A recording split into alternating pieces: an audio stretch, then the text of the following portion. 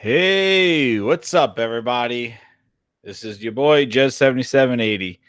Sorry, I took a few minutes. I was eating some watermelon from the farms, and had to cut it because I get very nervous with cutting those things. So had to cut some watermelon. Had a piece, very good, and red goes with the theme, Spider-Man, and that's what we're going to talk about today. So this is episode 26 of what grinds my gears, friggin' Spider-Man. And we'll throw in the NBA2K Xbox console, whatever that thing was. But anyway, we'll talk about that. So, yeah.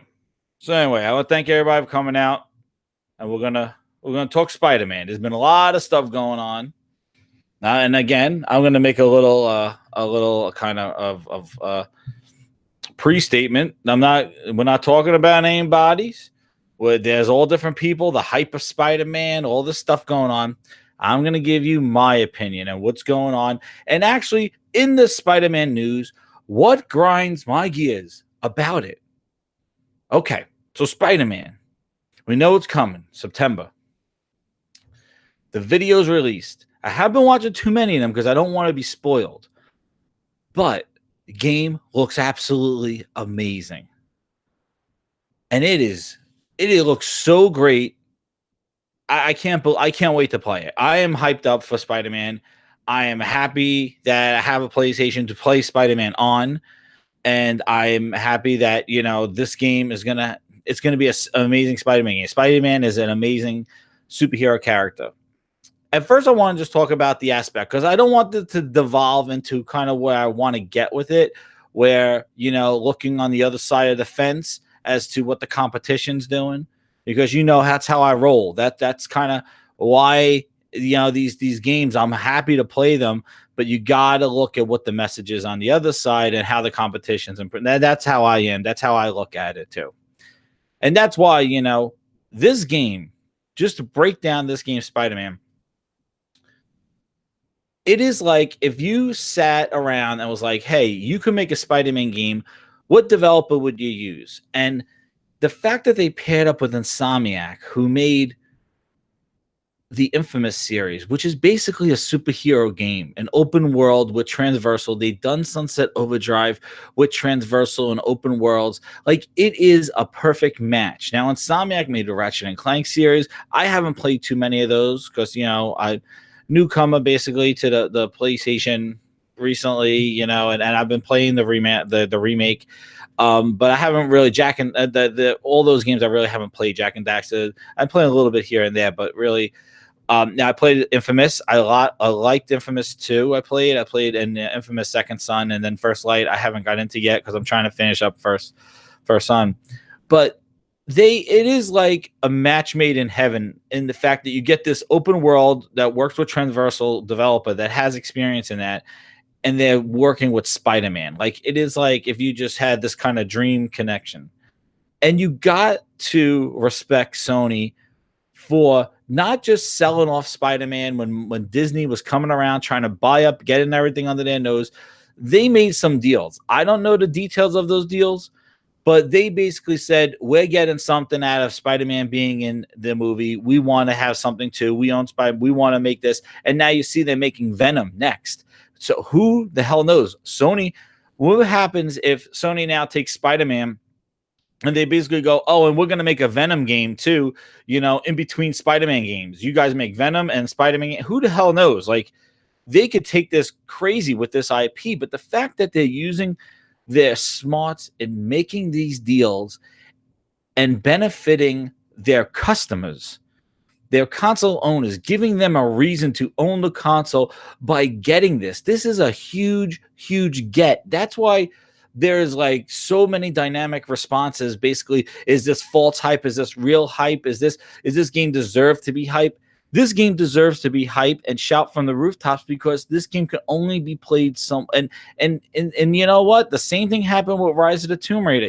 When that was exclusive, that was a big get for Microsoft, but it turned out to be stupid because they really didn't they just paid for it. It wasn't like that they actually had the IP and were making their own studio was going to make it. They basically just paid for it. And then that studio basically blew their load before the game comes out and just says, hey, yeah, next year it's coming. So there's your timed exclusive.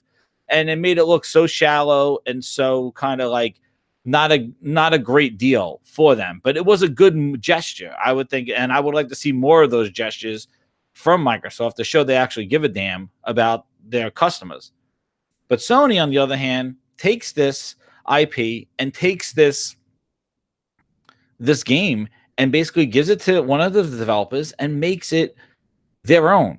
And it's not tied into any movie. They didn't try to tie it into the Avengers. They didn't try to tie it into anything. They just made it its own story. They're going to have different enemies in it, different villains, and it looks amazing with the transversal. And I think that's going to be the biggest thing, is that you're going to feel like Spider-Man just from watching it and the combat.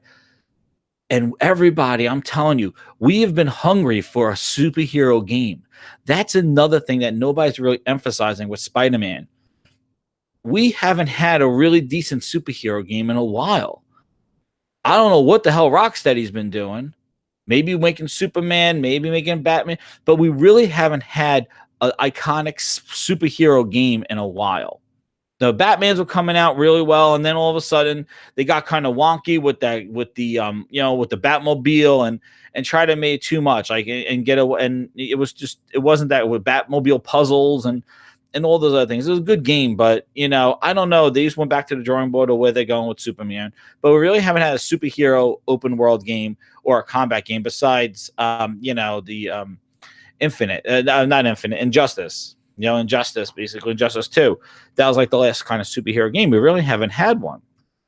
So you got to think that too. And with the Avengers movie coming out, and then this game coming out, it is going to hit hard. And I'm going to tell you right now, I think Tomb Raider is again in another situation of getting over-marketed by another game. It got killed with Fallout when it released for Xbox exclusively that one year. And Tomb Raider is going to be a real uphill battle because Spider-Man is going to be all over the place. And now I'm not thinking one's going to sell, I don't think it's going to kill Tomb Raider, but I think Tomb Raider is going to have some issues releasing so close to Spider-Man with the marketing, and Sony is going to push the hell out of this game. I'll just see what some of the guys in chat is saying. What's up, guys? How you doing? Yeah. So, it came out the same day as Fallout.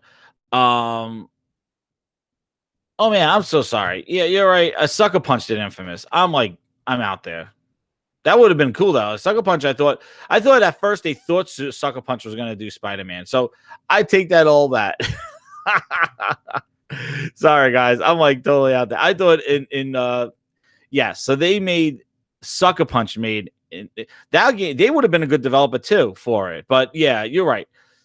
Sony did take both. They did take in Insomniac. I get confused. Insomniac and Sucker Punch. You could tell. See, I'm not no huge Sony fanboy on this whole thing. I thought that they made that game, but yeah, they made the Ratchet and Clank, and they made Sunset Overdrive. So along the lines of Sunset Overdrive being an open world transversal game, they have experience with that, and I believe they're probably going to take some kind of experience that they learned from Sunset Overdrive and put it in Spider-Man. But I do have to say, Sucker Punch was another one that actually would have been a good candidate for this. But, obviously they're making Ghost of Tsushima, which, again, is another unique game that Sony has taken them and utilized them for a new IP and a whole new direction. But thanks for the clarification. Yeah, I do get them confused a couple of times. I do get them confused with the two of them. But yeah, that's Insomniac, and then they're all thing. But Insomniac, I think this is going to be their legacy. This game is going to be, and just the way it looks and the way they're handling it right now, I see them as Insomniac being the Spider-Man studio. Because you remember, a lot of people are talking about the previous Spider-Mans. You know who used to make them? I believe it was Treyarch. When Activision was publishing Spider-Man, Treyarch was making, I think they made Spider-Man 2, and they made some of the Spider-Man games before they started doing Call of Duty. But they were like the Spider-Man studio from Activision in the early Spider-Man 2, I believe that was Treyarch. And then they started making Call of Duties. And then they forget about it. Then they were done. They're doing Black Ops, and then since Black Ops, they became the Call of Duty studio. And that's where I think the I think Insomniac might become like their Spider-Man studio with this stuff, Spider-Man stuff. Like I really think Neversoft, who Neversoft used to do the Tony Hawk games. And and then they started making them do some crazy stuff. But Neversoft used to do the Tony Hawk games.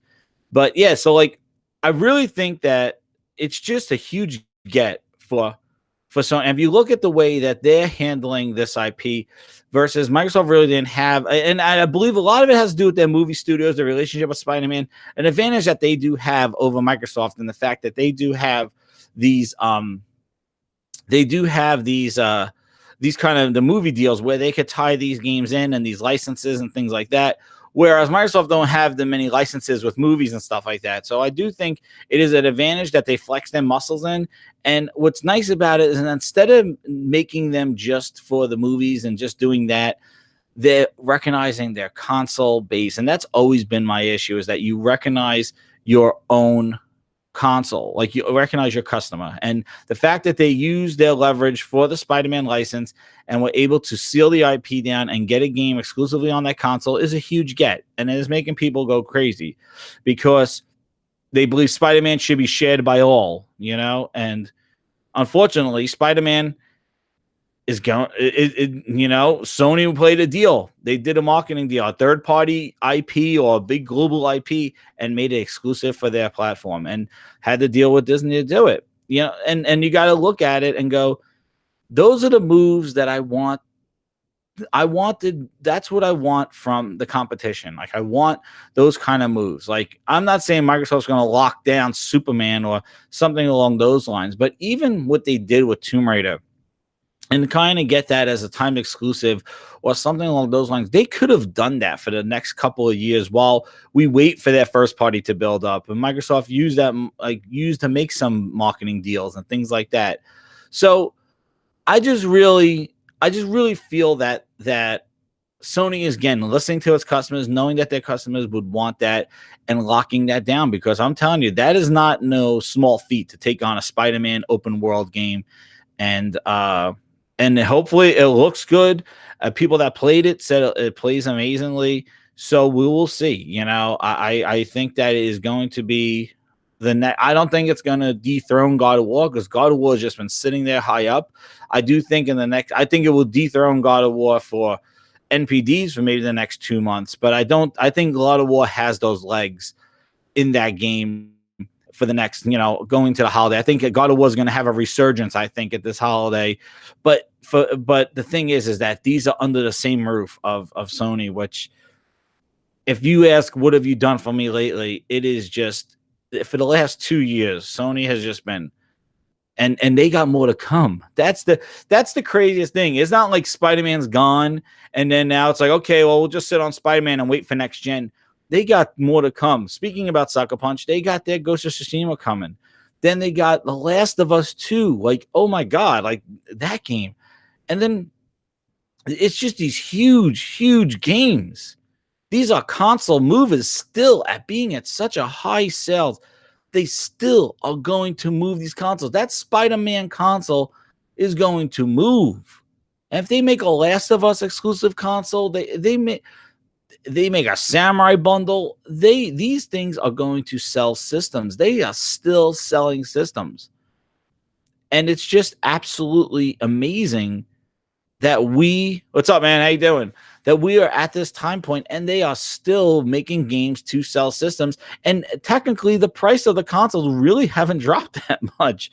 They had the holiday sale, but they really have not dropped that much, that these consoles are still consistently selling. And it has to do a lot with the games that they're offering and these exclusive experiences. And, where I'm going to take this with the Spider-Man is, like, you see these games coming out of this camp, of the Sony camp, and then you look and see what Microsoft is speaking about. And they're speaking about backwards compatibility games. They just announced, another one. What is it? Prince of Persia.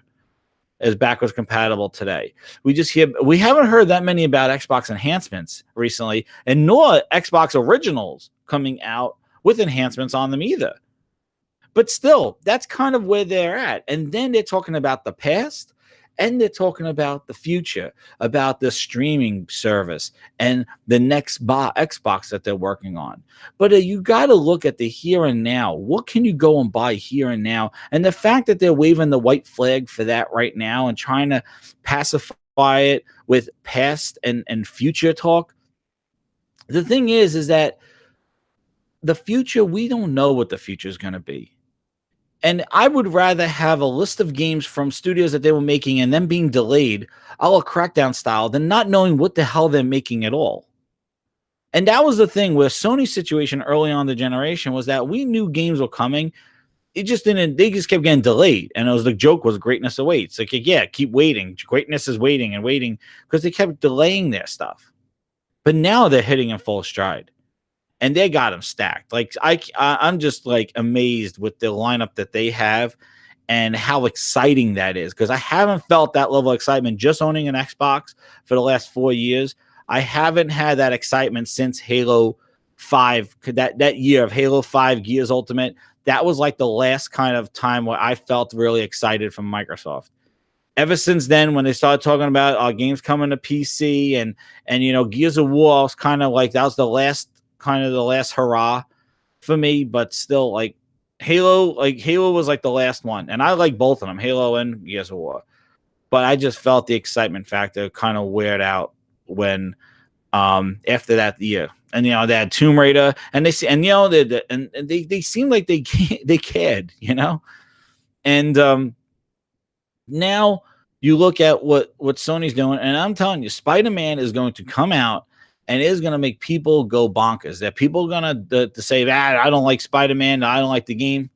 But you cannot disregard that is a huge get for Sony.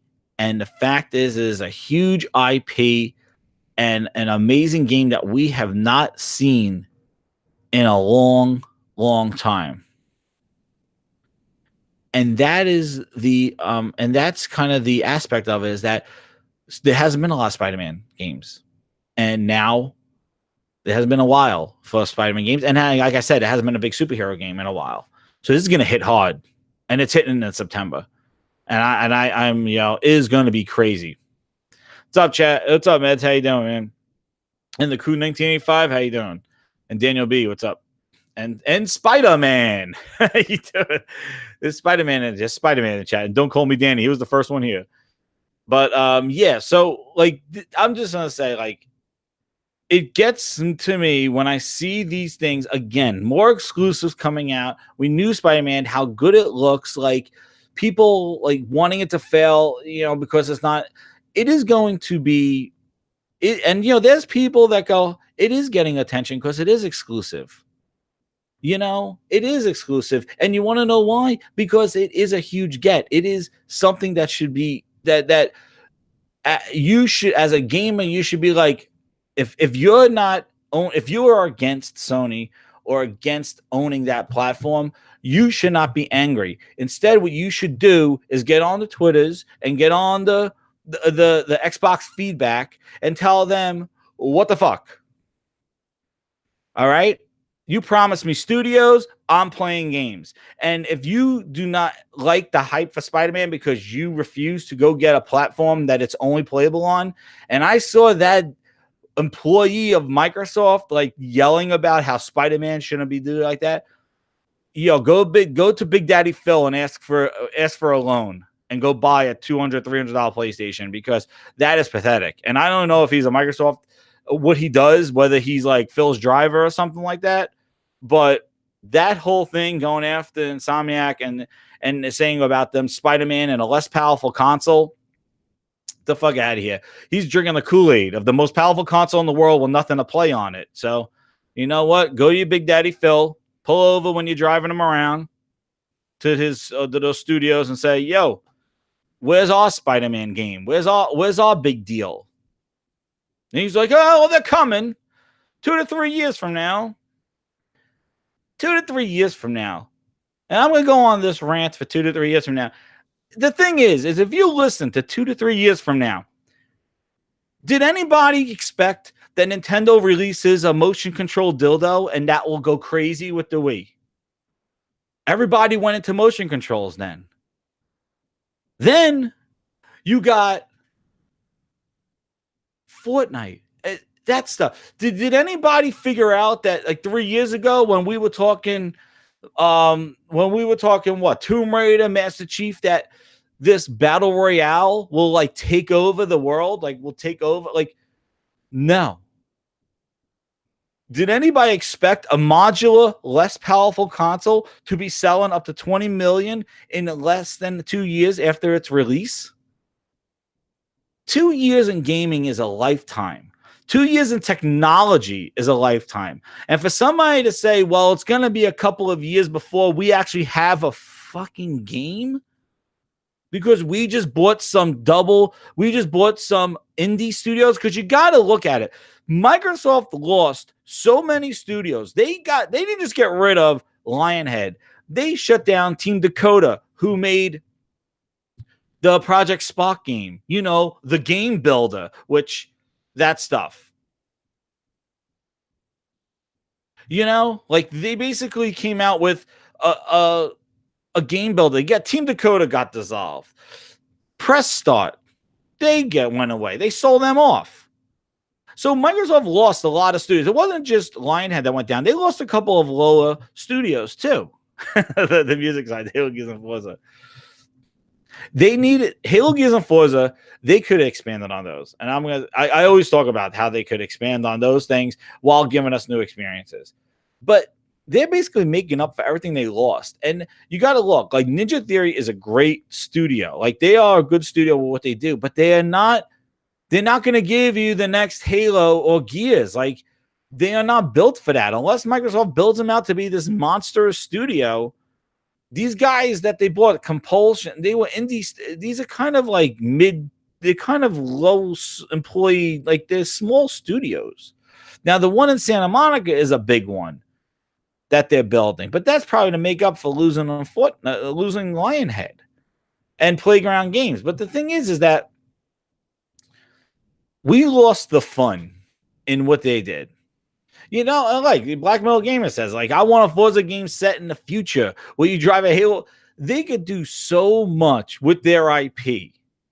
They could do so much, but they have consistently just lied or just disregarded their IP. Phil Spencer said, I'm going to have all Battletoads wearing the shirts, coming out with all this other stuff. And for what?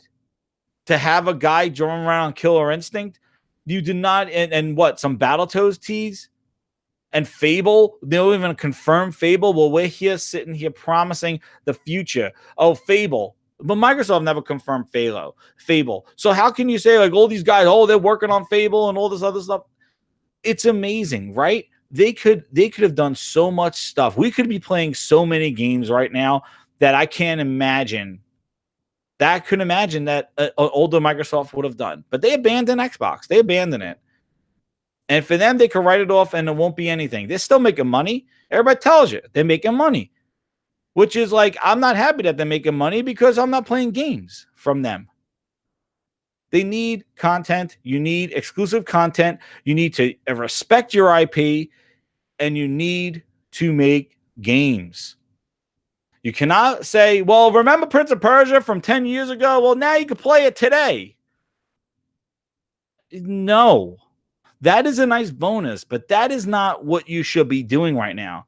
And you should not be sitting there with a $500 black box on the shelf talking about the next black box or red box or white box that's going to come out. No, you're confusing your messages. Sony's going to hold these. I'm telling you, we were talking about last night. Shout out the Frogs and Life and Time podcast. Check that out from last night. We were saying that Last of Us is going to be the curtain call. That's going to be the calling card. When that game drops, we're going to start hearing about the next generation, or when that game comes out. They might announce it coming out in June, and they'll start talking about the next PlayStation. But they got the content to roll into next generation. And that's why when you tell me Microsoft keeps talking about a future, We don't know what that future entails. We don't know. Streaming is not the future. It's not the immediate future right now, because people are going to complain. Anything reliable on the internet right now, people are not going to admit, yes, we connect all the time to the internet, but you don't want that to be, you don't want to know that. Like, you want that to be kind of subliminal, that yes, I need to go online, right? I got to go online. But you don't want that to be, I got to get online to play this. Like, you don't want that to be the kind of the driving factor. Online really needs to just be kind of the background. Like, it's dependent on online, but like, it should not be like this thing is dependent on everything. I can't play anything if this thing is not connected to the internet. With the consoles, with the discs, with the licenses, yes, there's limitations with that when you have secondary devices and stuff, but you still have that fallback. If you don't have internet, you can still play your games. So streaming, we will see. But Sony is going to hold to these games. They're going to hold to this lineup, and then they're going to probably start talking about next generation. Microsoft already blew their card. They already started talking about next generation at their E3. Yeah, Bloodwake, yes, Black Belt. Don't even get. I think I ranted about that like a bunch of episodes ago about what games that they could have released.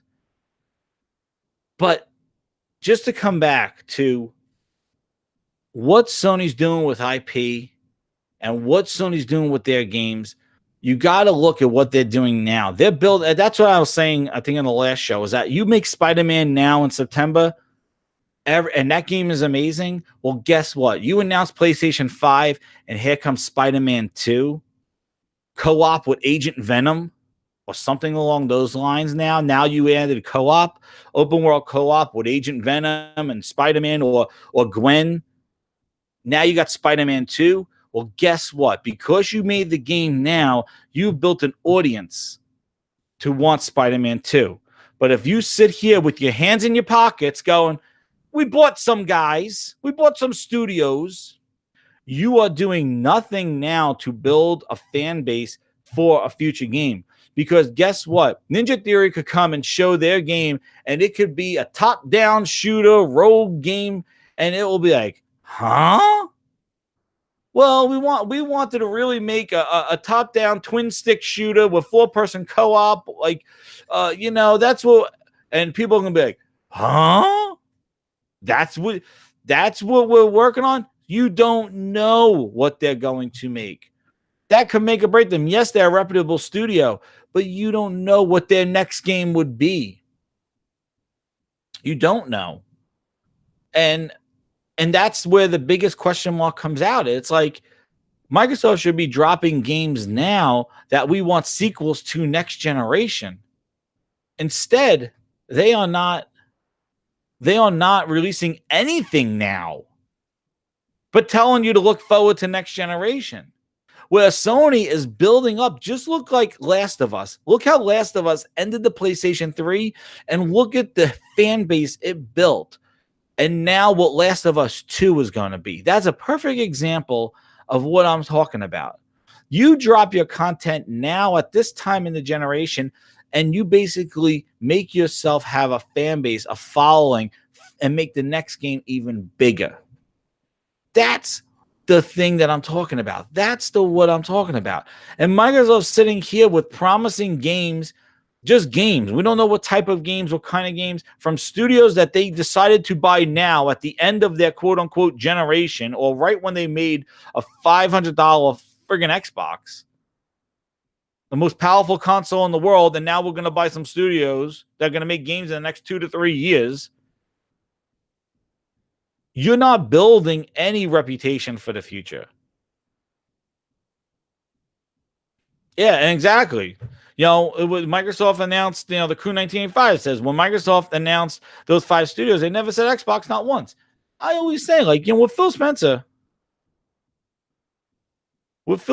says, oh, we're committed to games and all this other stuff.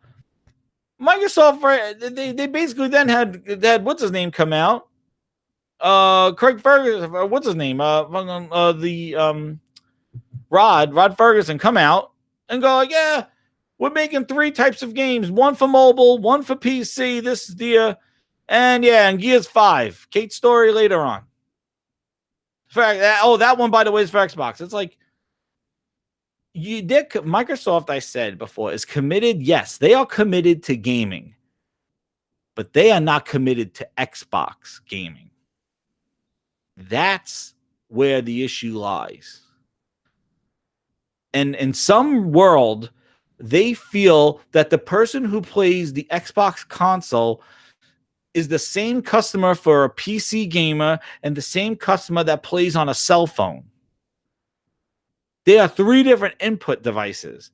There are 3 different types of gamers. Go look at the most played game on PC and go look at the most played game on console. Microsoft thinks they're the same customer. He says it in that interview. Well, the premium console customer, they want to play their games everywhere. A person who primarily plays on console is not going to be like, oh, well, let me put on my PC and play that game over there, because that's where they want to go. You either are living on PC and you decide to play Microsoft games, or you are on console and you play those games. And I don't know who's the person who wants to play Halo with a friggin' 7-inch touchscreen and think they're gonna have a good time. So I don't know who the fuck show me that person. The game's not built for touchscreen. Like, I don't know who wants to play their game streaming Halo Infinite on their phone. Unless Microsoft has some thingamajig contraption where you're gonna lock your phone into some sort of controller and play. What's up, Ailish? How you doing, man? That's the thing. Like, they're not the same consumer. There are very few people that do crossover. Like, I play with a controller. Like, I'm not a PC gamer per se. I just happen to have access to those games, and I play with them with a controller. See, that's why Sony could target their audience, because they know what every person has, a PlayStation Pro or a PlayStation 4 Slim. They know the hardware. The developer knows the hardware that's there. They know the control input. They don't have to worry whether this works with mouse and keyboard. They are focused. The development cycle for the PlayStation is focused. And that's what a developer wants to do. A developer wants focused development. They do not want to put it on an Xbox and know that they got to worry about, does it work on PC with all those configurations with a keyboard and mouse. No, they want focus. That's why the checkerboard rendering and the 4K stuff, when they look at it with the God of War and when they look at it with Spider-Man, the Digital Foundry is like, this is the best checkerboarding. Like, this looks really close to 4K image, and maybe here when they zoom in 300%. But is because they could target, they know the hardware, they know architecture, their focused development. When you go work for Microsoft, it is like, well, you got to make sure it runs on all Windows 10 family, all those 1080 Ti's. Oh, and the 1180 Ti is coming out now. You got to support that one. Oh, and we're going to support back to the 700 level. Oh, and then here's all the AMD ones. Oh, and by the way, you got to make it work on our console. And we got 2 versions of those. That's what it looks like working for a Microsoft One. That's why Halo Infinite is probably what it is, because this probably has to work on everything. And you see what results. State of Decay 2. That studio was stretched thin. He said it on the podcast. It is basically multi-platform development. Do you think they wanted that shit? They probably wanted to focus on making the best console game they could, and then we'll make it the PC once the console game sells. Instead, they had to do day and date simultaneous release, and it came out to be a shit show. Same thing with Sea of Thieves. They released that game. There's a lot of balancing issues because of the PC and the console and the controller and the keyboard with the aiming assist and all that other stuff. And then they had aim bots in that thing because people are hacking in on the PC. You deal with that shit too. But that's Microsoft development in a nutshell. And that's your future. Unless Phil Spencer comes out and goes, I'm just fucking with all you. We're going back to console development solely. Which I hope he does. But until then, that's your Microsoft future. That's what all those 5 studios have to deal with. They got to deal with multi-platform development. You could celebrate all you want, going, oh, well, it's game where I want to go and all that other stuff. The thing is like, do you really want to be standing in line at the bank and get into a multiplayer match of Call of Duty, or get into, you know, a wonderful journey with God of War while you're waiting in line to go cash your check? Or you're waiting in line in the car to go, or you're waiting to go get Chick-fil-A. Like, is that where you want to experience God of War on a 7-inch phone to play? I'm going to play wherever I go. I want to sit here and play God of War and Chick-fil-A. You want a quick in and out game. You need a game specifically tailored to those type of that moments. You're not going to want to go in and say, I'm going to start, I'm going to go racing fucking, Le Mans, in Gran Turismo on my phone while I'm waiting for my fucking hamburger. Let me get into this like 30 lap game right now. Like, you're not going to. That's why if you look at the Switch has games. Those indie games are perfect for just turn them on, play them. Let's get a game and get out. You're not going to say, well, wait, hold on. I'm fighting this boss right now on my mobile phone while I'm waiting in Chick-fil-A. Like, no. They're different experiences. Same thing what Apple does with its iPad. Everybody's like, just merge your iPad with your MacBook. Fucking just do it. No, they're separate experiences. The iPad's good for something, and the MacBook is good for something else. They're two separate devices. Look how effective Surface has gone. The Surface is a nice laptop, but it is a fucking garbage tablet because there's no tablet optimized apps. They're basically just touchscreen. They try to make the words bigger on Office to try to do that. It's the lazy way of doing it. It is the lazy, for a company that's focused on so much software, you would think they would make unique touchscreen experiences. Yeah, Life and Time is actually at Chick-fil-A. There you go. You go in there. You're going to go finish up your campaign and some campaign right now at Chick-fil-A with their Wi-Fi. Is that what you're going to do? Exactly. You're right. It's like, the games that you're going to play in a mobile experience wherever you go are going to be different games that you're going to do sitting home on your big screen TV with your headphones on, surround sound. They're different experiences. Just like when you're playing a PC game, you usually have your keyboard and mouse and you're closer to the screen. I'm showing this one. Everybody, the cell phone, the reason why people like cell phone gaming, and I'm sharing that comment, because it is just a huge, huge install base. It is tons of people that they have access to. They could put an app on there, and exactly mobile games. And you know what? I'm gonna tell you something, Black Metal Gamer. I was on I was waiting in line for popcorn, going to see a movie, and there were two guys sitting there on their phones playing one of those shooting games, like first-person shooter games. And they were playing, I don't know if it was one of those, like, I forgot what they're called, the assault games and stuff like that. But like, they were playing that phone game. I was like, damn, like, those guys are like, but it's meant for that experience. Like, that is not like, hey, I'm playing Halo. Look at my, 20 and 1 kills, like 1 death and 20 kills. Like, it's not the same person. It's not the same customer. The people that are dominating Fortnite on their cell phone might not be the same person that's dominating Fortnite. Now, there are some games that do transcend across devices. They're very few. Minecraft is one of them. That's why they always talk about it, because Minecraft is one of those games that could be playable on a phone. It's not that Twitch shooter. It could be, you could use the touchscreen and have a unique experience there and do it on PC. But not every game is Minecraft.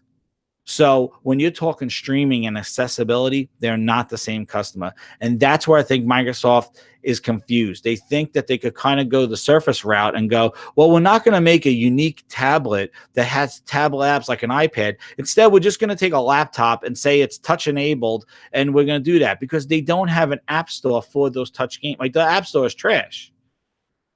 And the touch optimization is just whatever. It's just a touch screen. It's just a laptop with a touch screen.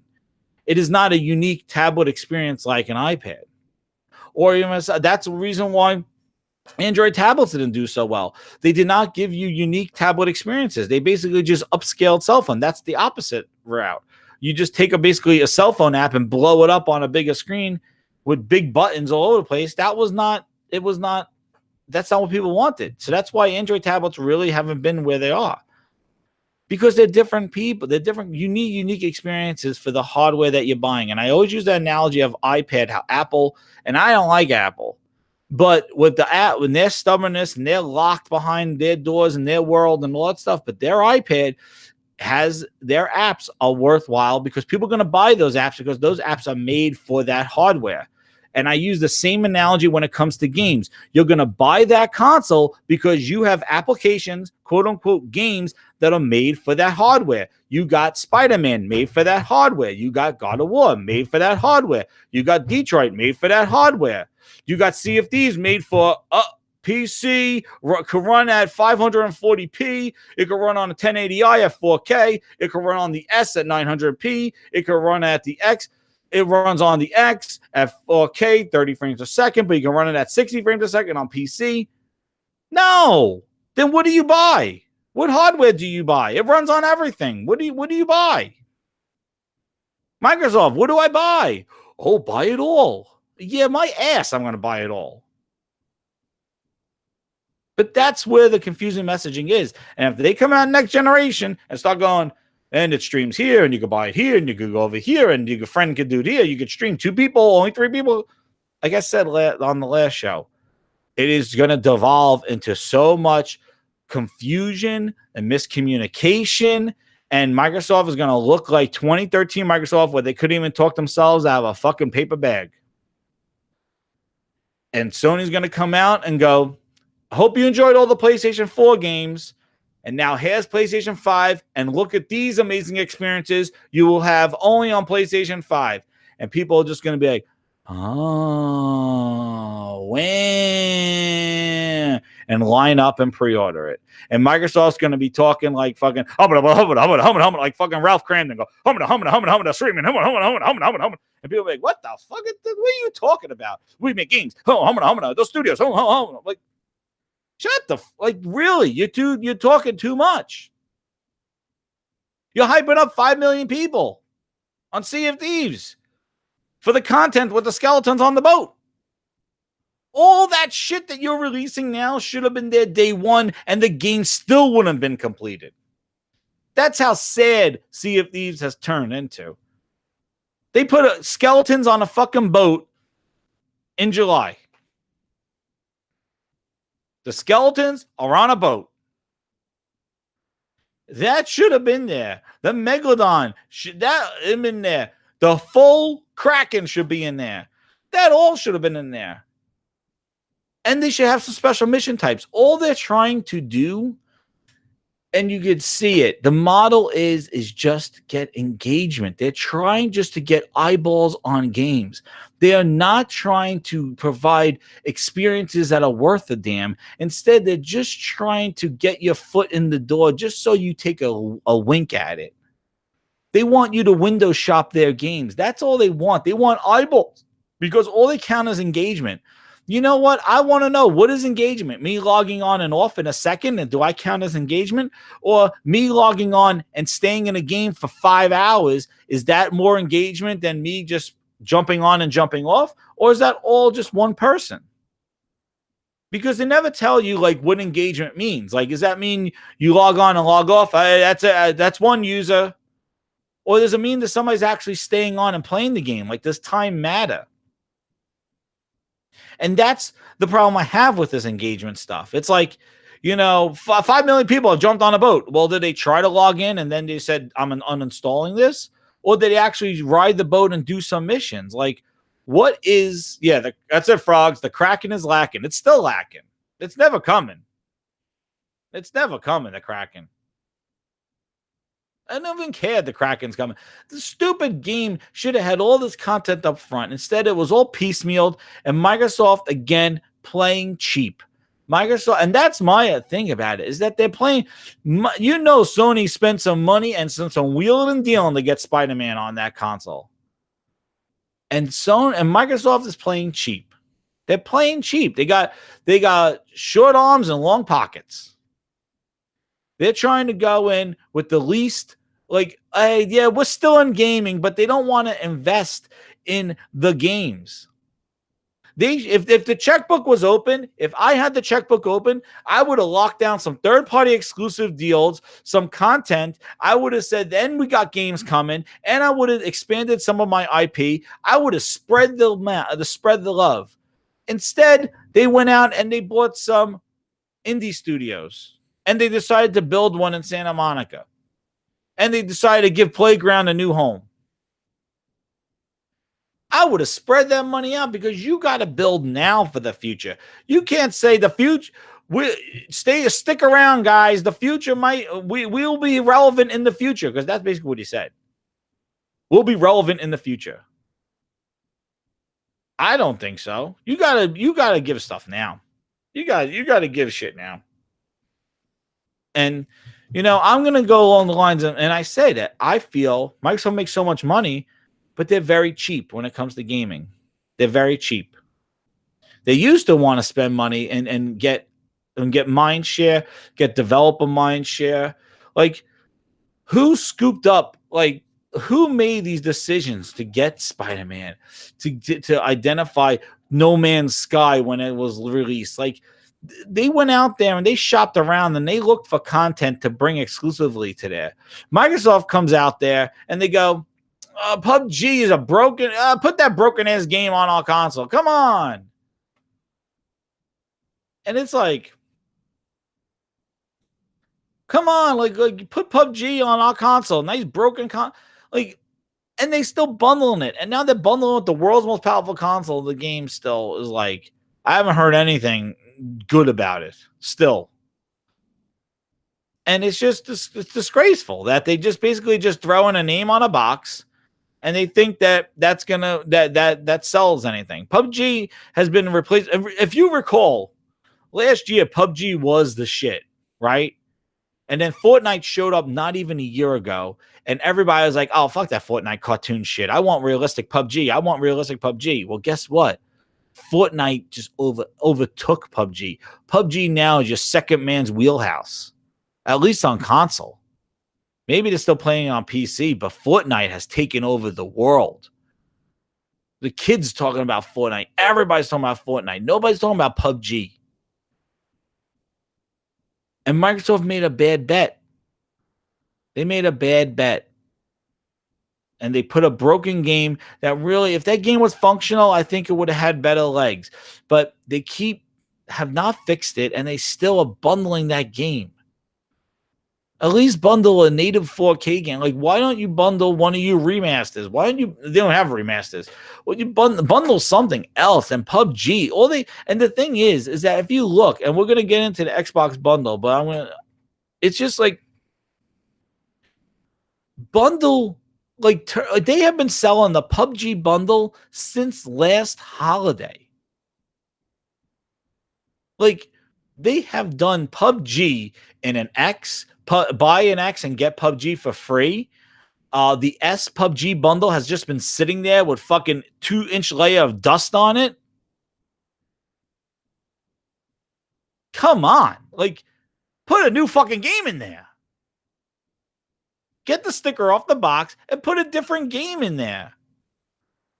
How can you just have PUBG bundles? I don't understand it. And now it brings us to this one. NBA 2K19 Xbox bundle. Did you see this? Well, okay, guys. We got black and white consoles. So let's just take our Xbox box and put black and white playbook shit on it. And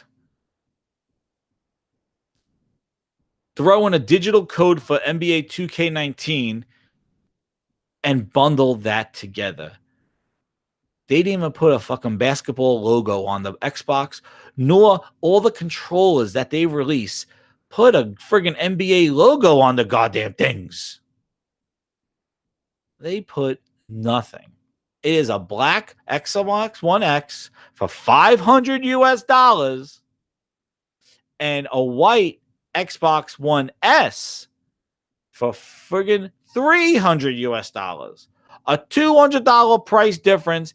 Same version of NBA 2K19, which, by the way, NBA 2K19 of all the years is kind of getting a lot of hate this year because of the VC and how that has just monopolized that game. It's been doing it for a while, but I think this year I've seen more people complain about it and just be like just sick and tired of it, of how the VC has impacted that game.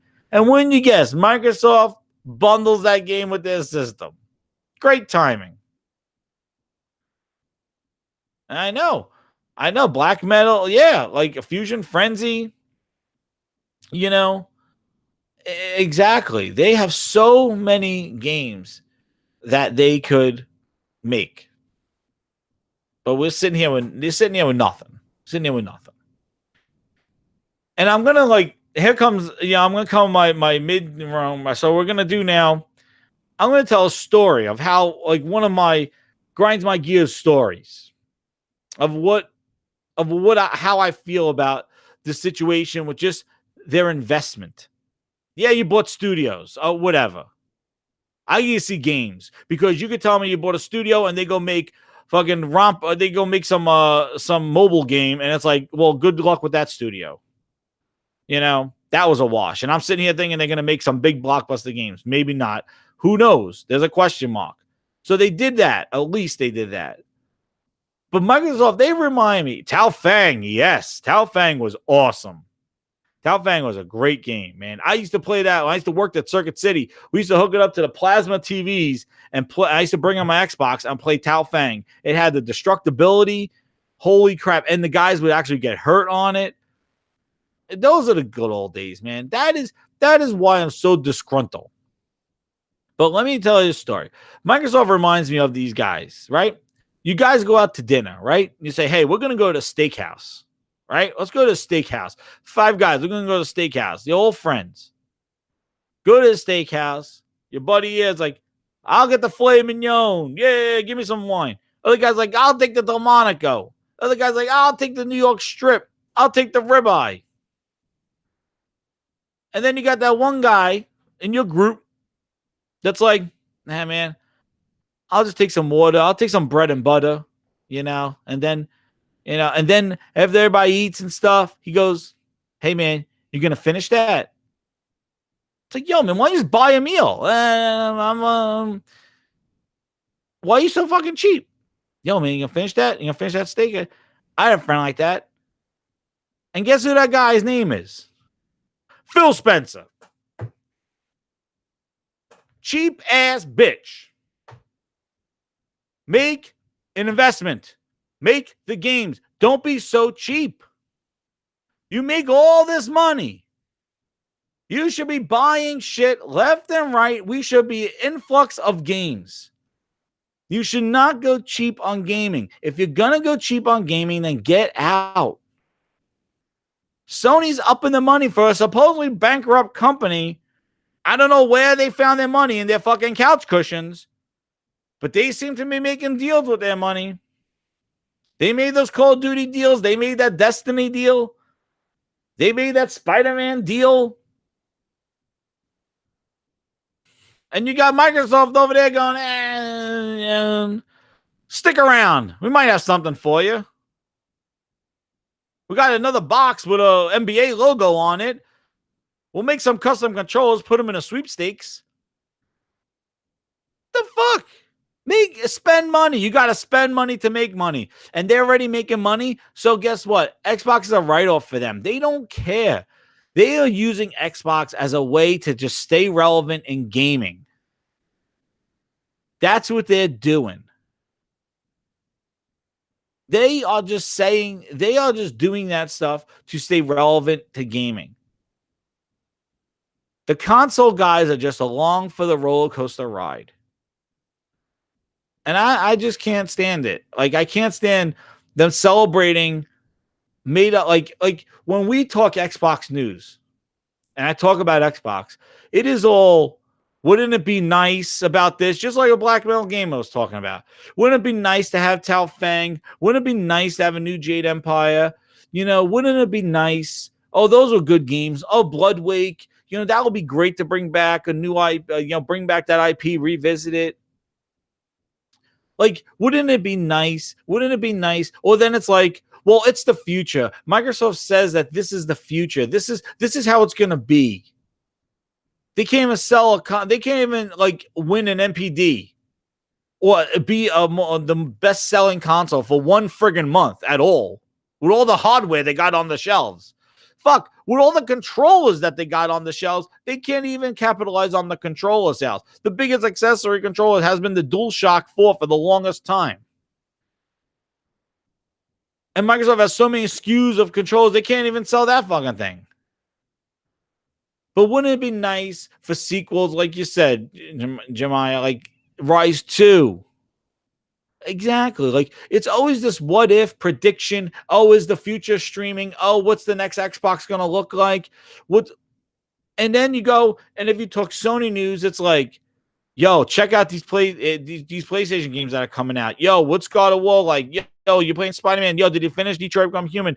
Yo, check out these VR games that are coming out. I'm checking out these VR games. Yo, did you do like? There's so much going on gaming wise. And Microsoft, you're sitting here, pie in the sky, wondering like, oh, the future. They know. They figured it out. They figured out streaming. They're not sharing. They're not telling anybody. They figured it out.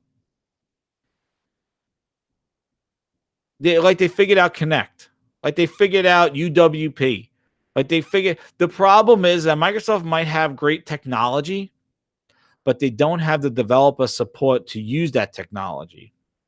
Just like they have an amazing piece of hardware with that X, but they don't have enough development support to utilize that X and maximize it. Yes, I'm not saying exclusively for X. Have it also run on the S, but make a game that utilizes that looks special on that X. And yeah, it's downgraded for the S. But just like they have UWP, besides Resident Evil, besides Shadow of War, what has had UWP that's been cross-play? Or cross-buy, I mean. Like that a third party has released a game that is playable. You buy it once, you get it twice. Nobody's really supporting that program. Just like what third party you see EA going drop EA Game Pass, just put our stuff in Xbox Game Pass. Yo, what's up, Merc? How you doing, man? Have they figured that out? Like had third party jumped on Game Pass? They have good technology. Microsoft has good programs, good technology. The unfortunate thing is because they're not in a position of leadership right now with their mind share for developers, nobody's really using those things. Like nobody's really using that. And that's why I say like sales matter, and I respect that they need to get mind share back. And in order to get mind share back, you got to be competitive.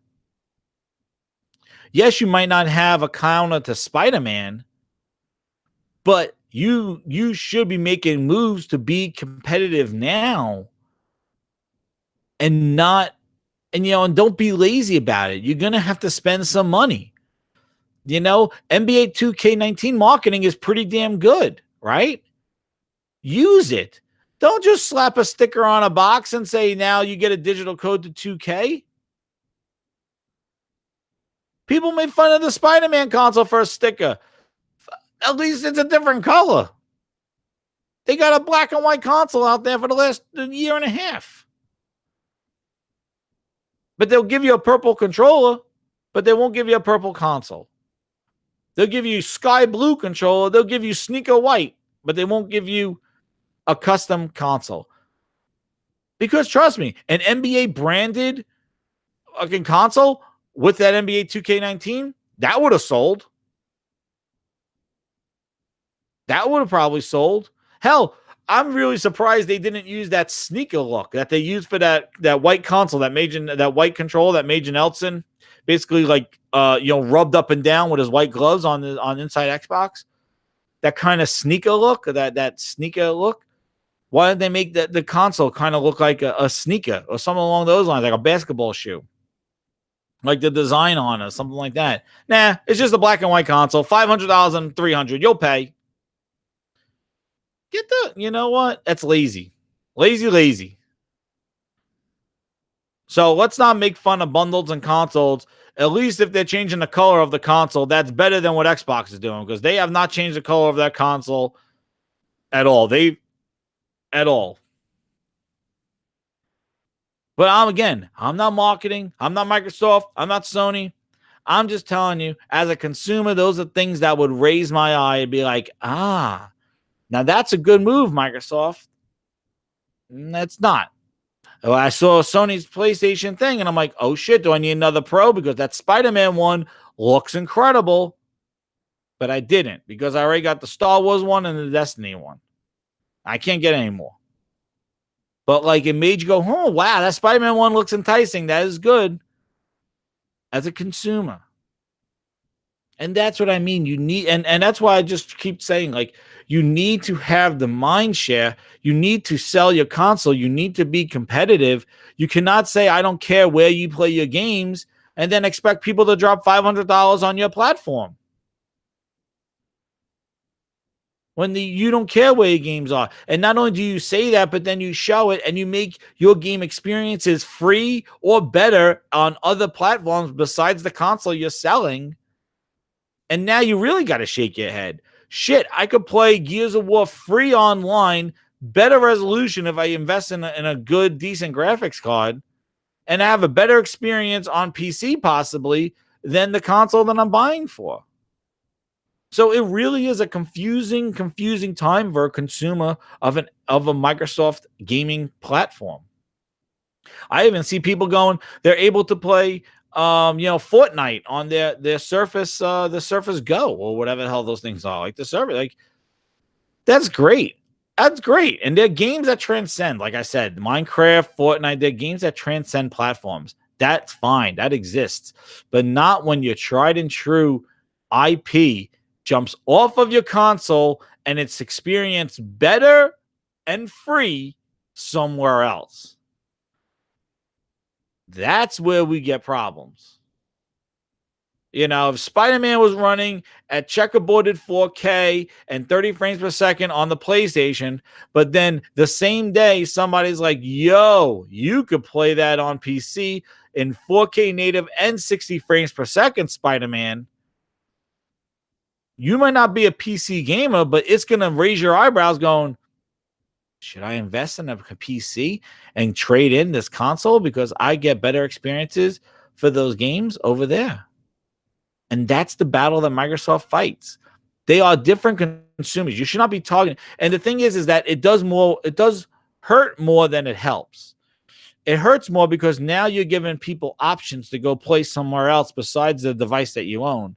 But not only that, but you're targeting a market that really never gave a shit for that game anyway, because it's a console game. The PC guys don't maybe necessarily want that type of game.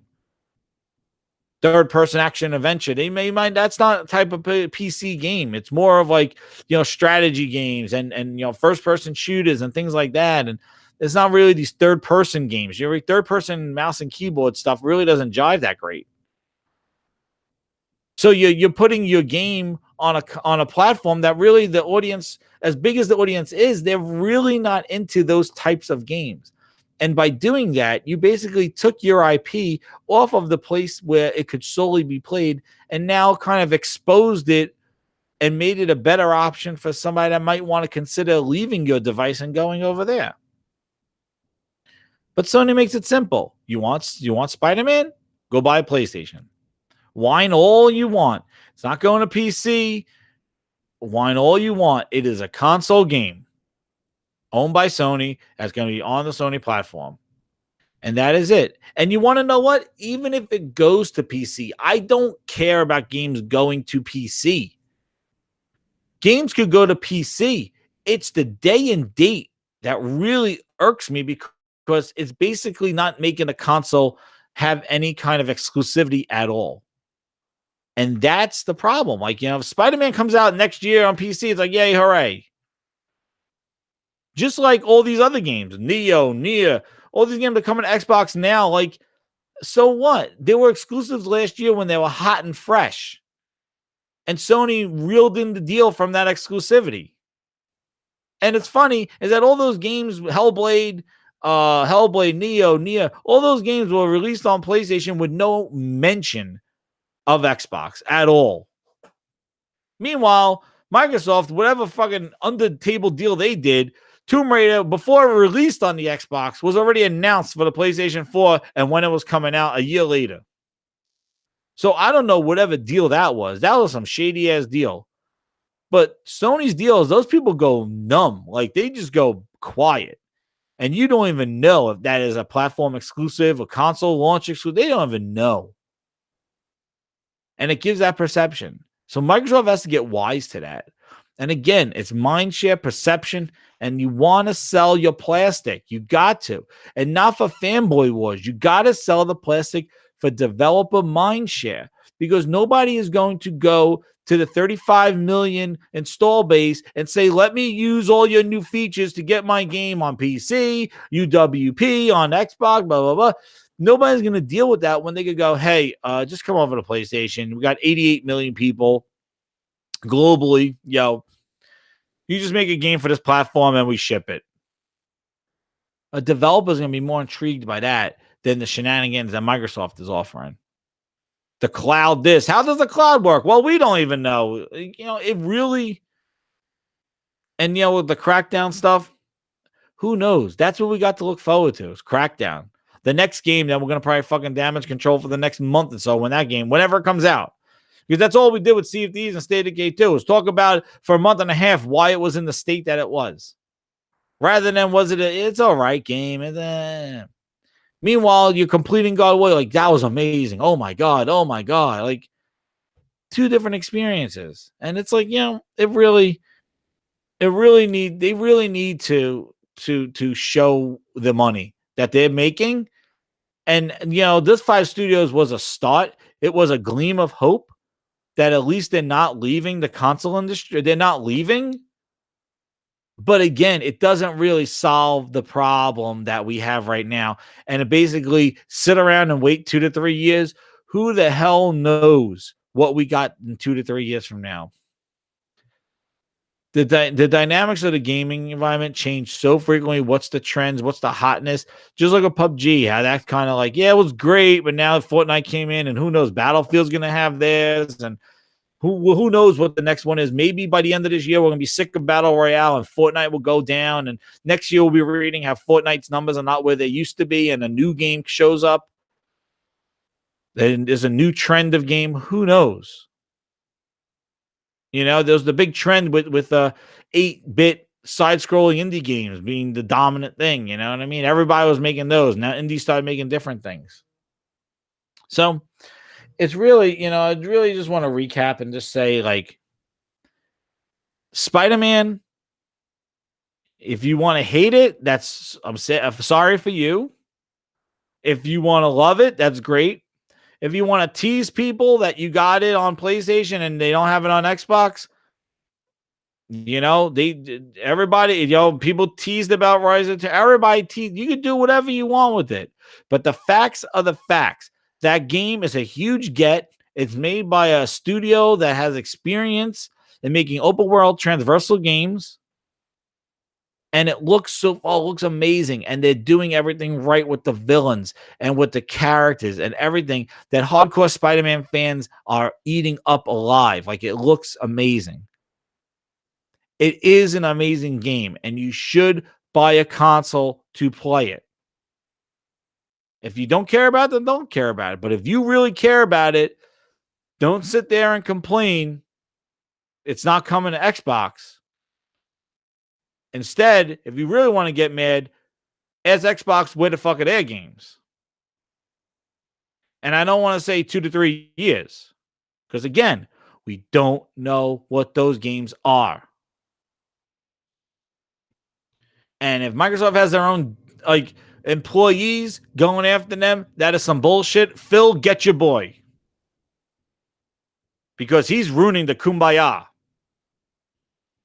And Switch is going to make their games. And that's the thing. We were saying it yesterday with this future, with this streaming and all this service stuff, Content is king.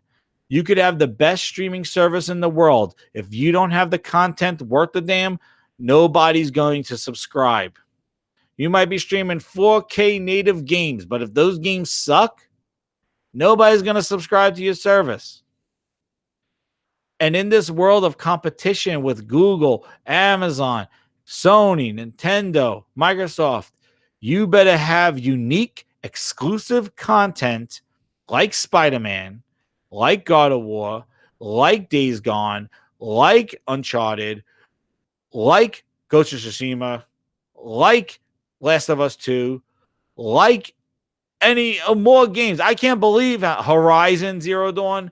The list goes on and on. Sony is primed for next generation, sequels to those games, new games.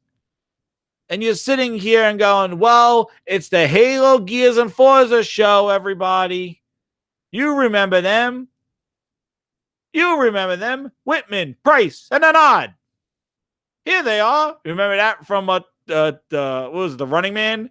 Where they show Whitman, Price, and Anand. And he's like, here they are. Look at them. And then he shows them and they're all dead. Here you are. Halo, Gears, Forza. You remember them. It's like, yes, I remember them. Where are you going with it? You got to flip the script. You know, as much as I don't like the lock thing, at least they tried introducing something different, except they fucked up Master Chief's story. But you remember them. You know, it's like, you can't keep relying on those three things. Nonetheless, you got 3 studios named for making those 3 things.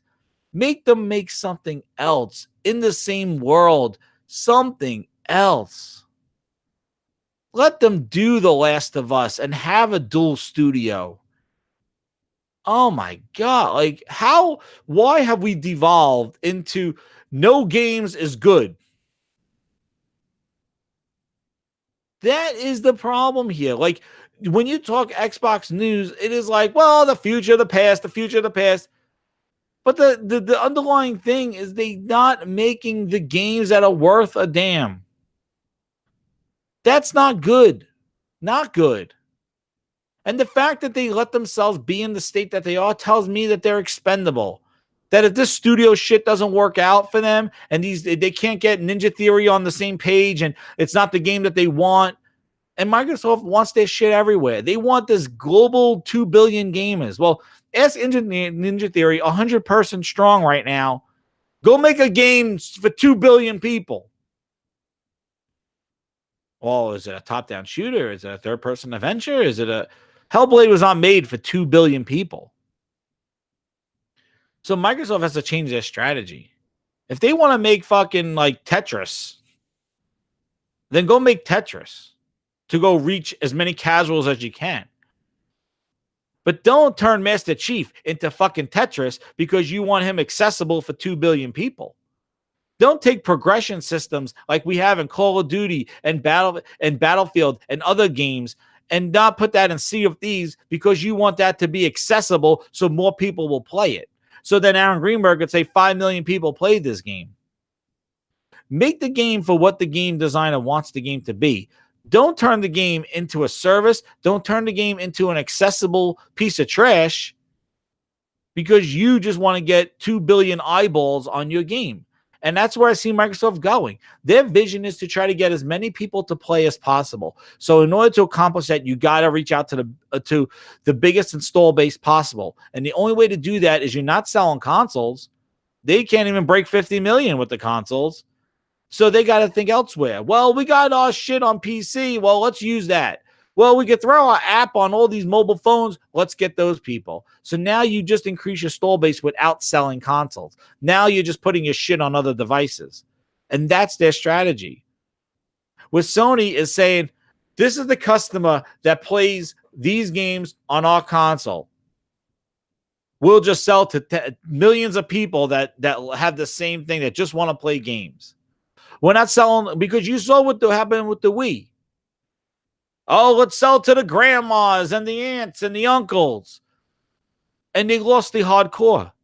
The hardcore Nintendo people are like, what the hell? I'm not playing tennis. Like, and they try to get them back with the Wii U. And then eventually they're like, you know what? Let's just use a mobile model and do that. Because everybody was putting waggle shit. I know, me too, man. I pre-ordered Spider-Man. I did the special edition. I can't wait to get that. But Nintendo lost its core when they were trying to go after grandmas in the casual market. Microsoft lost a lot of its core when they try to go after TV and entertainment.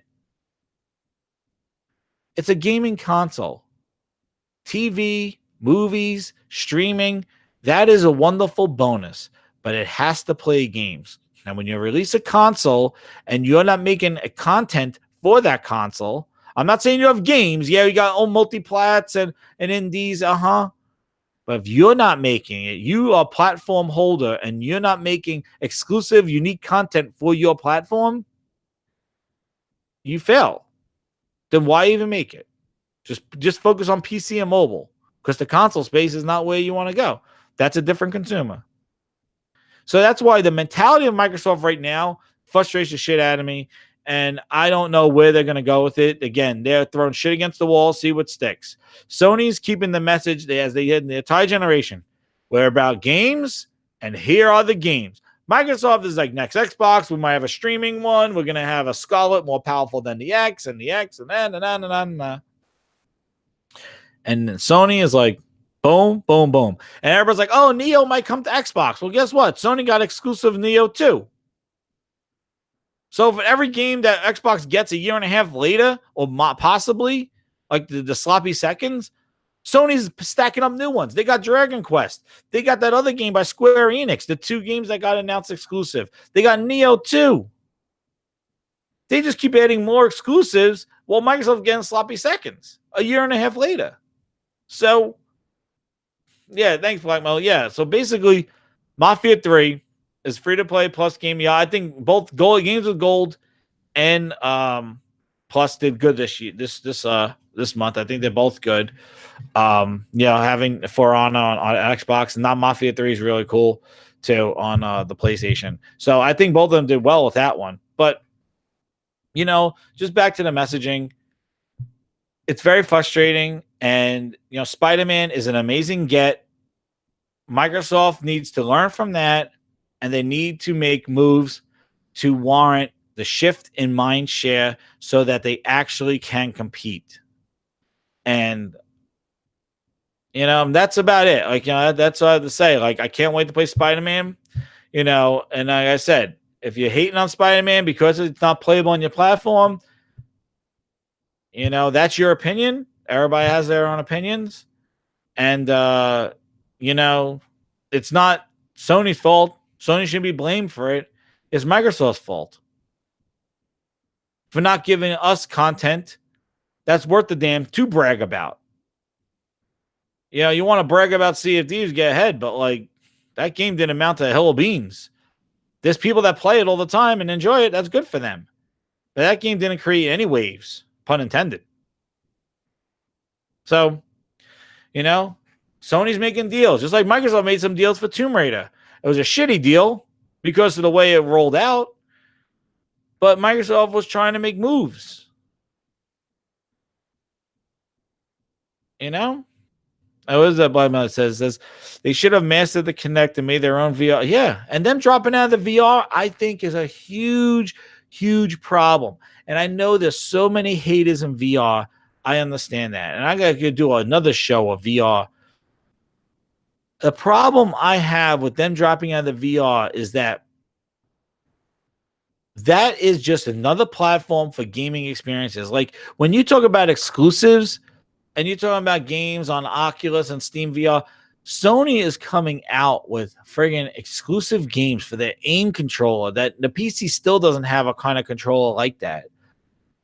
And it's just, I played that game, that Pixel Rip 1989. You check it out on my channel. It is absolutely amazing. Now, yes, it came out for the Oculus, but it's even better because it uses your controller with the light bar on. We'll make fun of it, kills our batteries, but it tracks the game console on the controller with the controller. So when you're moving the controller around and you're playing the Game Boy in VR, it's basically 1-to-1 with what you're moving, and you got to try to hide it. You got to use your head and distract the teacher so you can get through the level.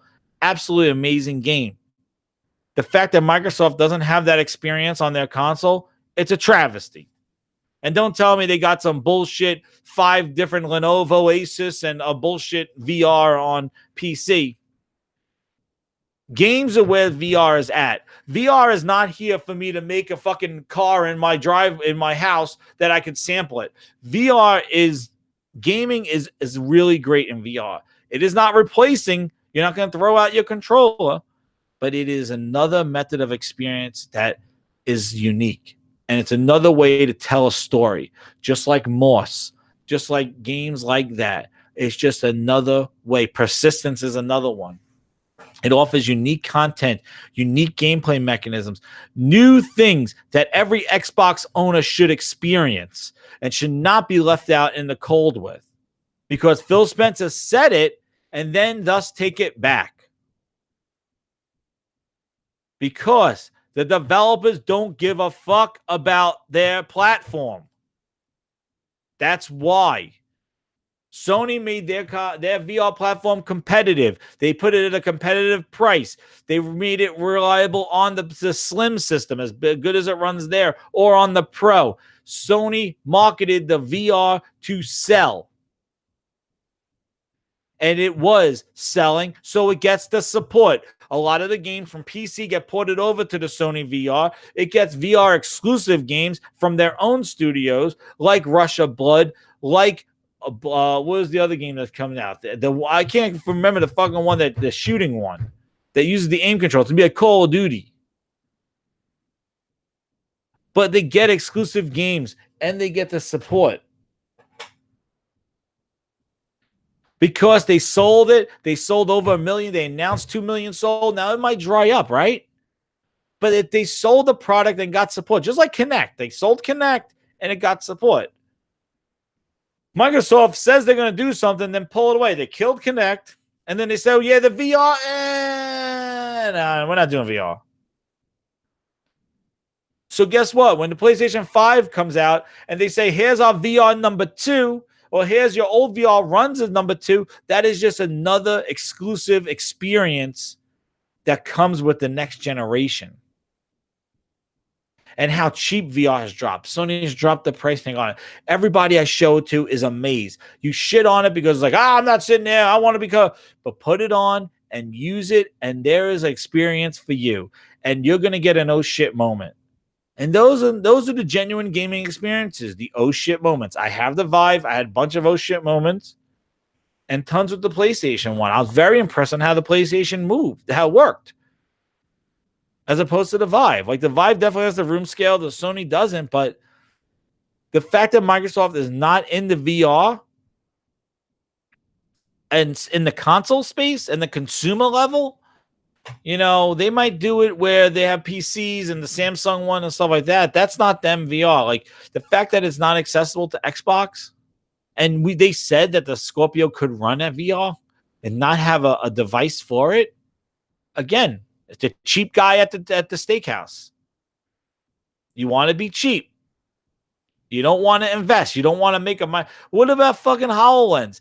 They trotted that fucking thing out on E3 stage and showed some Minecraft bullshit with some $5 million camera when the field of view was the size of a fucking index card. Not even half of an index card. But they sold it as like, you will see this huge 180 degree HoloLens. And it was bullshit. And every feedback from people who tried HoloLens, I tried HoloLens. It sounds impressive. It is like you put it on your head and you're like, did Fisher-Price make this shit? Because it has enough view as one of those fucking screen things you put on your face, those little Instagram, those little fucking what are those things where you put the wheel in it? Those viewfinder things. The Viewmaster. And the game that I played was just like stand to the side and stand to the right. It was like so lame, and I'm like, this is not $3,000. I know it's in development, But that system is still in development. And they dissolved that whole HoloLens team. They fired Laura Massey, who was on Major Nelson's podcast. They dissolved, what's his name? The guy that made the pseudo, the Kinect thing, and then he made HoloLens. They dissolved that whole team. And you see that picture with them wearing HoloLens and doing the finger thing. They're basically telling everybody, fuck you, or stick it up your ass. Because that's what they did with HoloLens. And another thing where Microsoft shows technology that's not ready, like the cloud, still can't figure the shit out, but they think they'll create some waves and news for dropping some sort of like some news or something like that. And it's like, if you just want the big headlines, don't jerk off your fucking consumer. Like, please. If you just want to just like have big headlines, like we have HoloLens, if it's not real, you can't buy it. Like, get the fuck out of here, please. And they don't have the dev support. That's why HoloLens is still $3,000 dev kit, and nobody talks about it because they don't have the development support. Just like everything else, UWP, the Windows 10 store, the developers are not going there. So developers are not going to go there in the future. They're going to stay with what works. That's Steam. That is PlayStation's. That's Nintendo's. They're reliable, consistent systems. Microsoft is constantly changing the message. It's about Kinect. It's about movement. Oh, no, it's not about that anymore. Connect out of the box. It's about games. Oh, no, it's not about games anymore. It's about PC and Xbox. It's about the Windows 10 now. But wait, it's not about Windows 10 family. It's about streaming. No, it's not about streaming yet. It's about the most powerful console in the world. No, it's not about most powerful console in the world. It's about UWP and Windows 10, and we all can play together. It's about crossplay. Oh, no, it's not. Now it's Scarlet. It's another most powerful. It's just all over the place. It's about DirectX 12 baked into the chip and chew on those chips and all that. It's all over the place. And for a developer who's trying to make something, Microsoft's consistent message changing. I'm sure Crackdown 3 has become 5 billion things you could see just with Terry Crews showing up. He wasn't the cloud. That's what I'm about to say. Like Terry Crews just showed up in Crackdown 3. He wasn't when they revealed Crackdown 3, Terry Crews wasn't in it. No, because they realized like, oh fuck. And now you can see the shift in focus of Crackdown 3. The cloud and destructibility, that was the main showcase. And now it's like, no, Sumo Digital brings you Crackdown campaign with Terry Crews. It's like, oh, really? Like, you were supposed to be the multiplayer. Nobody gave a shit about the single player of Crackdown. Everybody wanted to do that multiplayer destruction. Oh, but now it's Terry Crews because that's where the focus is. Because you want to know why? That multiplayer is not going to be what they sold it as. It might have destructibility, but it's not going to be like, I bet you it's going to be probably like 10 buildings that could come down. Because the shift in focus, and we'll see at Gamescom. I don't think they're going to show it at Gamescom, but we'll see. If they don't show it at Gamescom, I don't know when they're going to show Crackdown. If it comes out February. But like, that's another game that's been just suffering my messaging. Davy Jones is making it. The guy that made it, Dave Jones from the original Crackdown. No, he's not. He's gone. The cloud technology, that's gone. Now we're using all cloud. Like, that game is just a travesty because of the messaging and Microsoft's focus on the tech, on what they want to do, rather than making a good game. And that should not be an excuse, and that should not be acceptable by gamers or Xbox gamers nonetheless. We should not be making excuses. Oh, the messaging. Oh, Terry Myerson's out. You know what? The fact that we're in the state that we are in because Microsoft abandoned Xbox and decided to focus on everything else, just buying studios didn't clear their slate. There's still a problem, and we don't know what those studios are making. And like I said before, those games that came out, we thought Forza Kart was going to be a game. I don't want it really, but it turned out to be a Miami Streets game for the tablet. So it really. The things are is that it really is a problem with just their messaging and their focusing and stuff. But we'll see. I always go on those rants about it, but I just want to thank everybody. I'm going to be signing off now. I'm probably ranting for another over an hour. Oh my gosh, why do I? Well, I'm just glad you guys come out. Thank you again for supporting my channel and supporting my grinds my gears. But I look forward to Spider-Man. I really hope Xbox turns it around. But you know what? In the meantime, you got to go where the games are, and that's PlayStation and even Sony. Sony and even Nintendo. With Smash Brothers and all those games. So I'm just gonna say, you got to go where the games go. If you want to play games, you got to go where the games are and the experiences. And right now, Sony's killing it with VR, and they're killing it with their exclusive games only playable there. So, Spider-Man, I can't wait for it, and Xbox better, give a damn about competition. But I want to thank everybody for coming out. Follow me over on Twitter, Just7780. Follow this channel. Share this video. I hit 131 subscribers, so that's great. Thank you everybody again for supporting me. And y'all keep doing this.